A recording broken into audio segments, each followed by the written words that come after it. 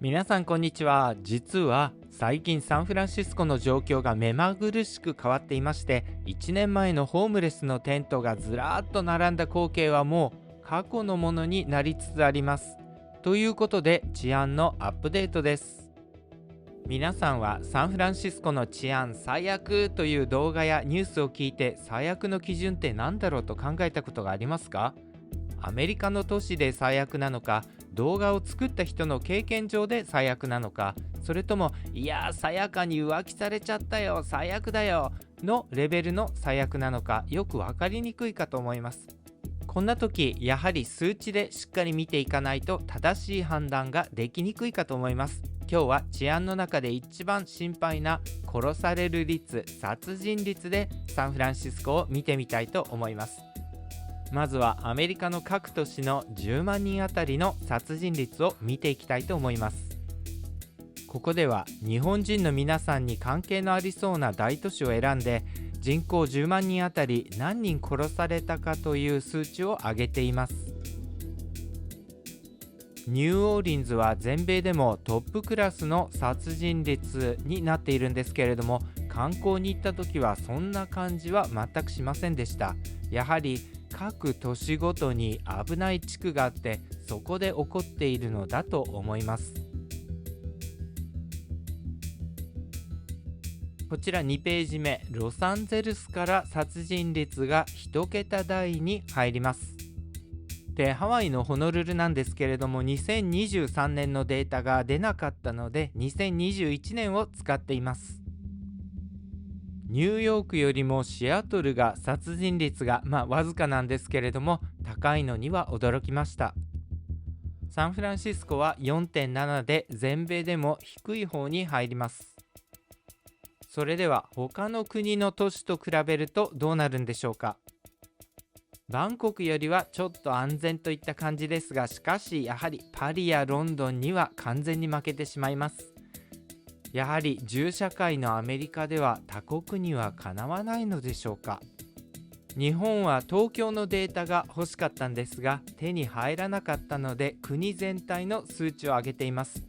日本は治安が悪くなったといえ、まだまだ世界に比べると治安が良いようです。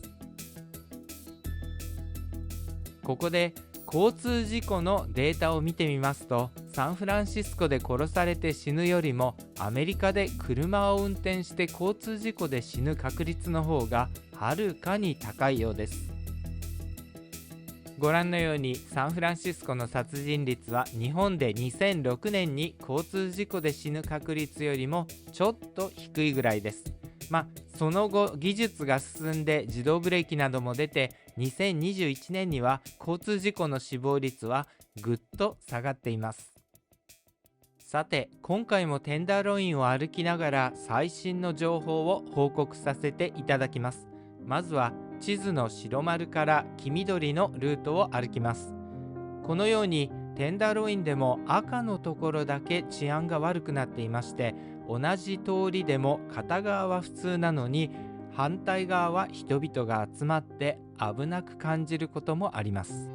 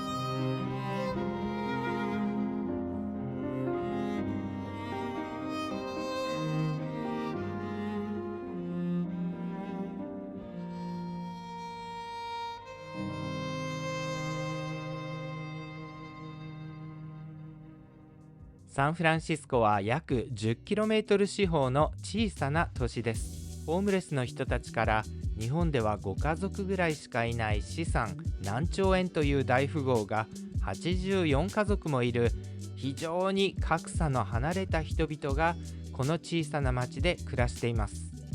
水色で塗りつぶされたシークリフ、プレスディオハイツ、パシフィックハイツ、それからロッシャンヒルとノブヒル、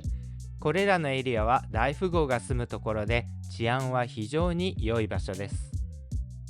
観光客の皆さんが行く場所のほとんどは水色の点線で囲まれた安全な部分になります。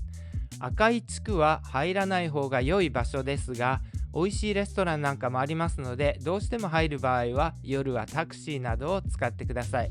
その水色の点線の中にある赤い三角形が今の動画に出てきているテンダーロイン地区になります。さて、12番のペインテッドレイディで知られるアラモスクエアの上の方にも赤い長方形がありますが、これはウエスタンアディションと呼ばれる地区で、特に入らない方が良い地区になっています。で、アラモスクエアへ行くときはヘイズストリートを通ったりディビサデロストリートから入っていくと良いかと思います。またフィルモアのバスを使っても大丈夫なんですけれども、お客さんの層もあまり良くないので避けた方がいいかもしれません。また15番のオラクルパークはユニオンスクエアから地下鉄の T ラインで行くことができますので、それが安全な方法と言えます。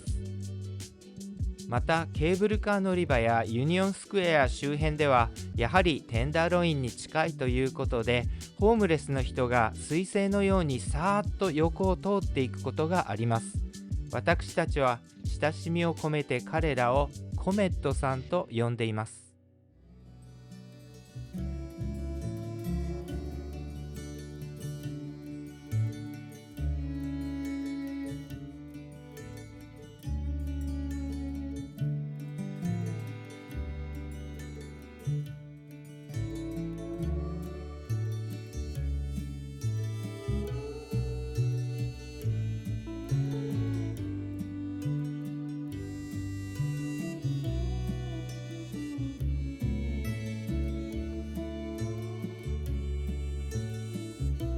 それでは今度は水色の部分を歩いてみます。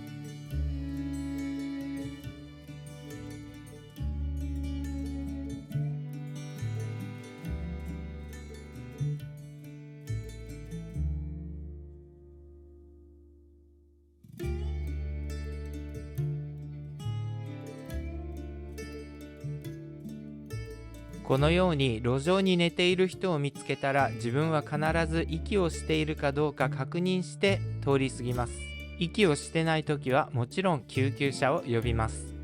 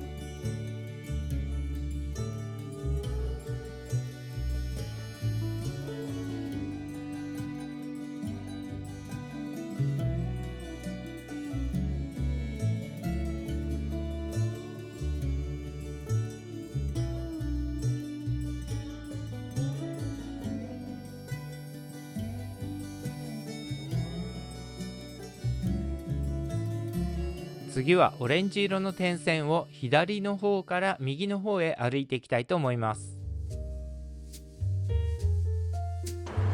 はい、今からオファレルストリートを歩いてみたいと思いますけれども、1ブロック違うだけでどんなに治安状況が変わるかっていうことをちょっとご覧いただきたいと思います。まずは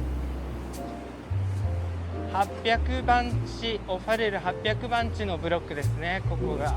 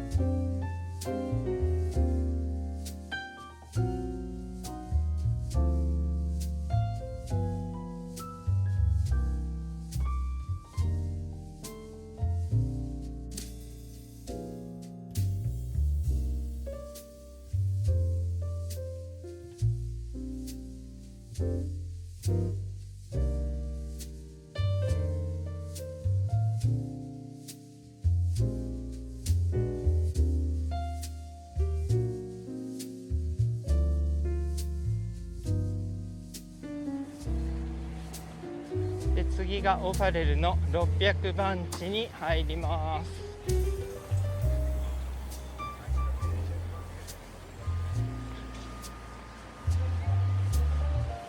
なぜか700番地のところだけ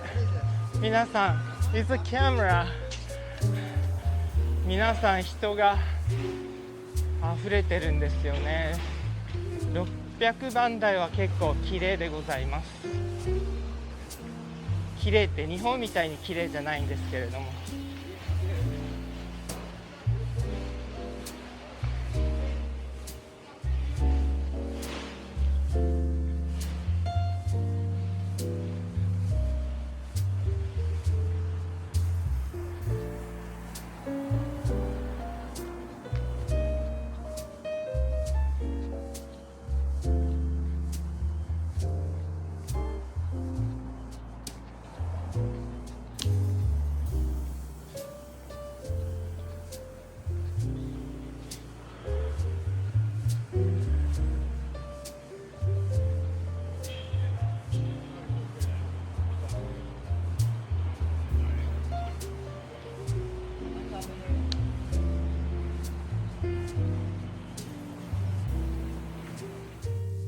はい、今回も最後までご覧いただきありがとうございました。よろしければいいねマークのクリックとチャンネル登録の方もよろしくお願いいたします。